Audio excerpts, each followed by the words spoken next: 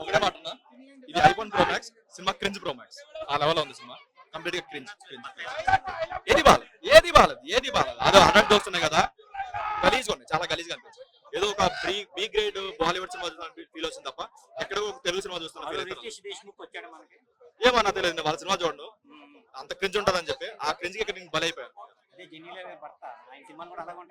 Maybe ఉండొచ్చు. అందరూ ఏంటంటే అట్లీస్ట్ వాళ్ళు జనాలు చూస్తారు, ఎందుకంటే వాళ్ళ జనాలకు కావాల్సింది, కానీ తెలుగు వాళ్ళకి కావాల్సింది కాదు కదా.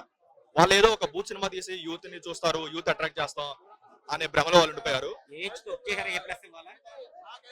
కంపల్సరీ చెప్పేసి ఇవ్వచ్చు, ఎందుకంటే మనకి ఏ సర్టిఫికేట్ ఇచ్చినా సరే కొన్ని డైలాగ్స్ మ్యూట్ చేశారు. సో ఇంకా ఏ లెవెల్ అర్థం చేసుకోవచ్చు. కంప్లీట్ గా అసలు దాని మీద అసలు చూడలేదు, దాని మీద అసలు చూడలేదు.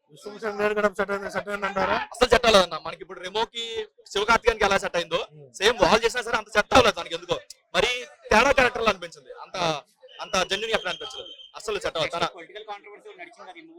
లేదు లేదు లేదు, అంత ఏజెంట్ అదేదేం లేదు, ఇండైరెక్ట్ గా సెట్ అయ్యి అలాంటి కూడా ఏం లేదు. కానీ ఏదో పబ్లిసిటీ కోసం వేసాడు అనిపిస్తుంది, ఎందుకంటే ఆ కామెంట్ ముందు వరకు జనాలకు తెలియదు ఒక సినిమా ముందు ఎలా సినిమా వస్తుందని చెప్పి. అది చేశాక ఒక పాజిటివ్ నెగిటివ్ జనాలు